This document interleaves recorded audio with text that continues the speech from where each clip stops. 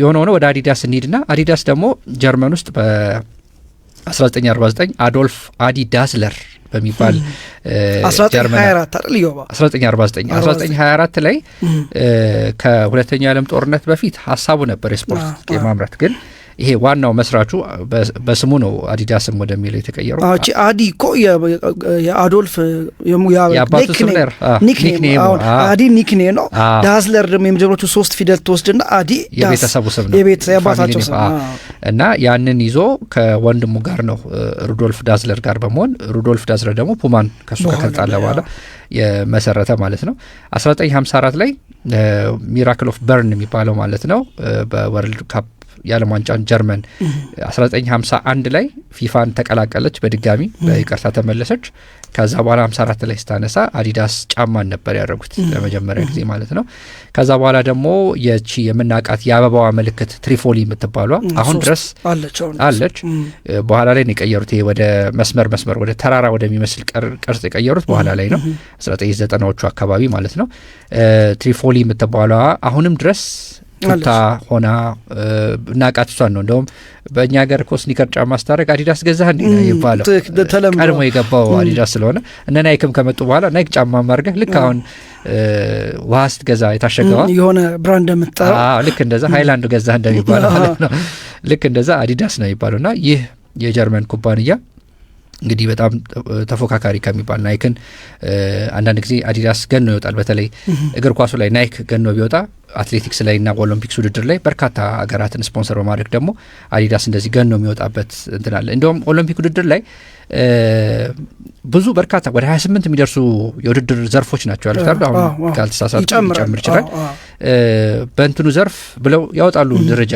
የሚገርም እነኚህ ኩባንያዎች ማለት ነው። አዲዳስ ለምሳሌ አትሌቲክሱን ተቆጣጠር ያለው ይላል።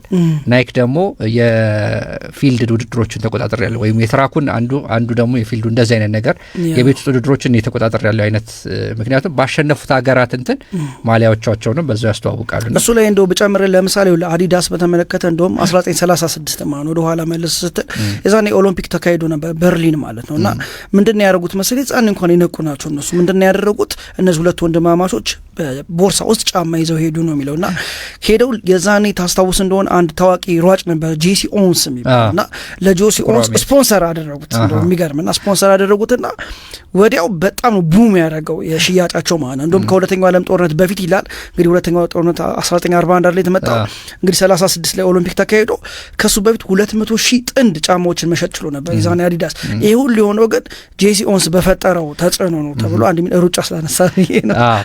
እና አዲዳስን ካየን እንግዲህ አሁን አርጀንቲናን፣ ጀርመን፣ ስፔን፣ ጣሊያን፣ ቤልጂየም፣ ሜክሲኮ፣ ጃፓን፣ ኮሎምቢያን፣ ስዊድን፣ ሳውዲ አረቢያና ኳታርን ስፖንሰር ያደርጋሉ። ከክለቦች ደግሞ ሪያል ማድሪድ፣ ማንቸስተር ዩናይትድን፣ አርሴናል፣ ባየር ሙኒክ፣ ጁቬንቱስ፣ ኤሲ ሚላንን፣ ሮማን፣ አያክስን ሁሉ ያደርጋሉና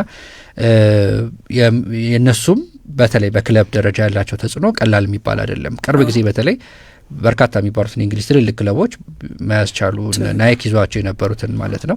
አርሴናል ለምሳሌ ረጅም ጊዜ ስፖንሰር ሲያደርገው የነበረው ናይክ ነበረ። አሁን እንግዲህ ወደ አዲዳስ ገብቷል ማለት ነው። ሌሎቹ አሁን እዚህ ላይ ቅድም ካነሳ ናይክ አሁንም አዲዳስን ትልቅ ቡድን ትልቅ ካምፓኒ መሆኑን የምታየው የሚይዘው የሰራተኛ መጠን ነው። ይሄ ራሱ 62,000 ሰራተኞችን በመላው ዓለም ይይዛል። አመታዊ ሽያጩ ራሱ ከ25 እስከ 30 ቢሊዮን ዶላር ይደርሳል ይባላል። ከእንትና ጋር ከናይኪ ጋር አሁን ማርኬት ሼሩ የተወሰደበት ነው የሚመስለው ቀነስ ቢልም ይሄ ግን ትልቅ ነው። ከተጫዋቾቹ ራሱ እነ ሜሲን ስፖንሰር የሚያደርገው አዲዳስ ነው አይደል? ሜሲን ሁሉ የቀድሞ ናይክ ቤካም እስካሁን አምባሳደር ነው አዲዳስ። ናይክ ላይ ክሪስቲያኖ ሮናልዶ አለ፣ እዚህኛው አዲዳስ ላይ ደግሞ ሜሲ አለ። እነዚህን ሁሉ ትልልቅ ጎት የምትላቸው ተጫዋቾችን ስፖንሰር የሚያደርግ ትልቅ ካምፓኒ ነው። ቅድም ስሪ ስትራይፕ ነው ያልከኝ አይደል? ሶስቱ ነገር እንደው ምን ይላሉ መሰለ ስሪ ስትራይፕ ሲሉና ዋን ግሎባል አይደንቲቲ ይሉታል። ምን ያህል ሎጎአቸውን ሁሉ በዓለም ደረጃ ዝም ብለህ ስታውቁ 3 መስመር ምንድነው ምናምን ትላለህና ይሄ ሁሉ የታታሪነት የልፋትን እንትን ማሳያ ነው። የተራራ ቅርጽ ነው ያለው የአዲዳስ አሁን ያለው ስሪ ስትራይፕስ ምንድነው እንትን ያሉ ጋደም ያሉ መስመሮች ናቸው የምታየው ሎጎ ላይ። እነሱ ደግሞ የተራራ ቅርጽ ይሰራሉ ከርቀት ስታያቸው። ያ ምንድነው የልፋትን ወደ ትልቅ ደረጃ የመድረስን እንትን የጠንካራ ስራ ውጤት መሆኑን ማሳያ ነው ይላሉ። ከሳታችን አንጻር የሀገራችን ትጥቅ አምራቾች ምን ይማራሉ? ሌሎቹም ማንሳት ይችላል። ፑማን ምናምን አሉ። ግን ሪቦክ ትዝ ይልሃል? እኔ ሪቦክ ማስታወስ ቦልተን ደርስ ነው ስቴዲየም ራሱ ሪቦክ ስቴዲየም የሚባል ነበር። ምን ያህል ትልቅ እንትና አውጥተው ሁሉ እንደሚሄዱ ነው የምታየው። ሌሎቹም እኛ ሀገር አሁን ፊላ አለ፣ ለምሳሌ ጣሊያን ካፓ የሚባል አለ፣ ጁቬንቱስ ላይ ነበረ። አሁን ሰዎች ጀርባቸው ሞናኮን ስፖንሰር ያደርጋል ካፓ። እና እነኚህ እንግዲህ በራሳቸው ሊቨርፑል ኒው ባላንስ አለ። አሁን ማትረሳውን በተለይ አንደር አርመር ቶተንሃምን ስፖንሰር ያደረገ ነበረ። ለምሳሌ አንደር አርመር ልክ ነው ቶተንሃም የጠፉ አሉ። እና እንደው ሁሉንም እናንሳ ብንል ሰዓት አይበቃንም፣ ሌላ ተጨማሪ ጊዜ ያስፈልገናል። ግን የኛዎቹ ምን ይማራሉ ከወዲሁ? እንግዲህ ለምሳሌ እስከ የቡሩንዲን ብሔራዊ ቡድን ስፖንሰር ያደረገ የኛ አገር ተቋም አለ እና አሁን እንግዲህ ሁለት አሉ። እንግዲህ ዋናውና ጎፈሬ ናቸው። ዋናውና ጎፈሬ እንትንነት ስሙ ራሱ ዋናውና ጎፈሬ ወደፊት በተለይ ዋናው እየመጣ ይገኛልና ምን ከትልልቆቹ ኩባንያዎች ምን መማር ይችላሉ የሚለውን አጠቀስ እናርግላቸው ብዬ ነው። ለምሳሌ ናይክም አዲዳስም በጣም የሚታወቁበት ቴክኖሎጂ ላይ በጣም ትልቅ ኢንቨስትመንት አላቸው። ቴክ ኢዚ ዮር ዌፐን እንደሚሉት ማለት ነው። በጣም በሚገርም ሁኔታ ቴክኖሎጂ ላይ ኢንቨስት ያደርጋሉ። ወደ አትሌቲክስ ውስጥ መጣ የማራቶን ውድድር ላይ በሚሰሯቸው ጫማዎች እየተፎካከሩ ነው አይደል?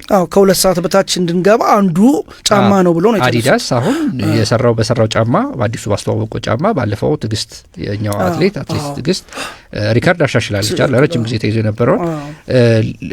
ናይክም የራሳቸው ፕሮጀክቶች አሏቸው እንደዚሁ ከኤሊት ኪፕቾጌን ይዘው ከ2 ሰዓት በታች ለመግባት ሲሞክሩ ነበርና ቴክኖሎጂ በጣም ትልቅ ተጽዕኖ አለው። አሁን በሰዓት ለምሳሌ ናይክ እያስተዋወቀ ያለው ማሊያ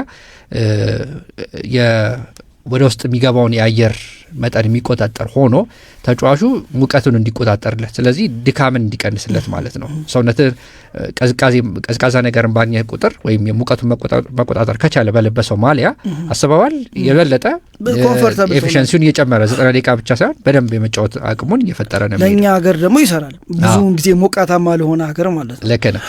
ኤሮፊት የሚባል ማሊያ ለምሳሌ አስተዋውቀዋል ናይኮች እና 238% የመተንፈስን አቅም የሚያሻሽል ነው። እንግዲህ በጣም ትልቅ በዳታ የተደገፈ ነው የነሱ እና አጋኖት ሊሆን ይችላል ልትችላለ፣ ግን እንደዛ የምትለው አይደለም ተሰርቶበት ነው እንጂ እንቀጥልና አዲዳስ ጋር እንሂድ። አዲዳስ ጋር ደግሞ ታሪክን እንዘክር ነው የሚለው። ሁልጊዜም ቅድሚያ የሚሰጠው ታሪክን ነው። ስለዚህ የሰው ልብ ውስጥ ለመቅረት ከታሪክ ጋር በጣም ተጽዕኖ መፍጠር አለብንና ለምሳሌ አሁን እነዋናው ኢትዮጵያ እኮ እንትን ሲያደርግ እንዲህ አድርገናል ወይም ቅዱስ ጊዮርጊስ ማንም ስፖንሰር የሚያደርጉት ክለብ እየሰሩት ያለው ክለብ ቡናም ማንኛውም ክለብ ይህንን ዋንጫ ሲያሳካ እኮ እኛ አብረን ነበር። ይህንን ለረጅም ጊዜ ታነሰዋለና አያይዘህ መሸጫ ማርኬት ታደርጓል።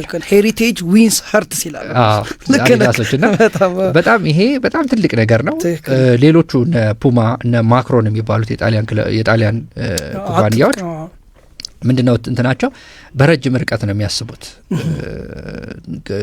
ቴክኖሎጂን እንዳልኩ በጣም ይጠቀማሉ። አዳዲስ ነገር ሪሰርች የምርምርና የምርምር ጥናት የሚባል የስራ ክፍል አላቸው። እዛ ላይ ብዙ ነገሮችን ይሞክራሉና ያ ምንን ያደርጋል የተሻለ የገበያ ተደራሽነታቸውን ይጨምርላቸዋል። በረጅም ርቀት ነው የሚያስቡት። ለምሳሌ አሁን አንድ ሰሞን የማንቸስተር ማሊያ ሲሰራ የነበረው ናይክ ሪሳይክል ከተደረገ የውሃ ኮዳዎች ነበር። አሁንም እንደዛ ክርም ብቻ ሳይሆን ወይም ጥጥም ብቻ ሳይሆን ሌሎችንም የተኪ መሳሪያዎችን ቁስ ነገሮችን እየተጠቀሙ ማሊያ የመስራት ነገር አለና እነኚህ ነገሮች በቀላል ይመጡ አይደሉም። ወደፊት ከማሰብ አሁን የዕለቷን ብቻ ማሰብ አጭር አድርጎ ነው የሚያስቀር፣ መዋጥም ይመጣል። ስለዚህ ያንን ደግሞ ማዳን የሚቻለው በረጅም ርቀት በሰፊ ማሰብ ይገባልና ሁለቱም ተቋሞች ትልቅ ስኬት እንዲደርሱ እንመኛለን። ሀገራችንን ነው የሚያስጠሩልን። ዞሮ እንደሱ ለማድረግ ግን የአፍሪካን ሀገራት በቡሩንዲ ጀመሩ እንጂ ቢያንስ ከ52ቱ ሀገራት 8ቱን እንኳን ስፖንሰር የማድረግ ደረጃ ቢደርሱ ትልቅ ስኬት ነው ብዬ ነው የማስበው። ይህን እንግዲህ ሁሉ ያነሳ ነው ስፖርት ምን ያህል ትልቅ ተጽዕኖ እንዳለው ሳይታለም የተፈታ ነው። ግን ዛሬ ግን ከማሊያና ከስፖርት ጥቆች ጋር በተገናኘ በጣም ትልልቅ ብሮች እንዴት እንደሚንቀሳቀስ ለማንሳት ሞክረን እኛም ሀገር አሁን ተጀምረዋል። በቀጣይ ከበረቱ እነሱም 1924 ቀደም ዳግ ወይም 64 የተጀመሩ ካምፓኒዎች ናቸው። በሂደት ነው 1300 ጫማ ከመሸጥ ነው የጀመሩት እነ ናይኪና አዲዳስ ጥንድ ጫማ። ከዛ በኋላ ሚሊየንስ ደርሰዋልና ያለ መደስ ልፋት፣ ስራ፣ ጥንካሬ ይፈልጋል ማለት ነው። ረጅም አርቆ ማሰብ ስትራቴጂካሊ ማሰብ ያስፈልጋል ማለት ነው። እና መሰገናለን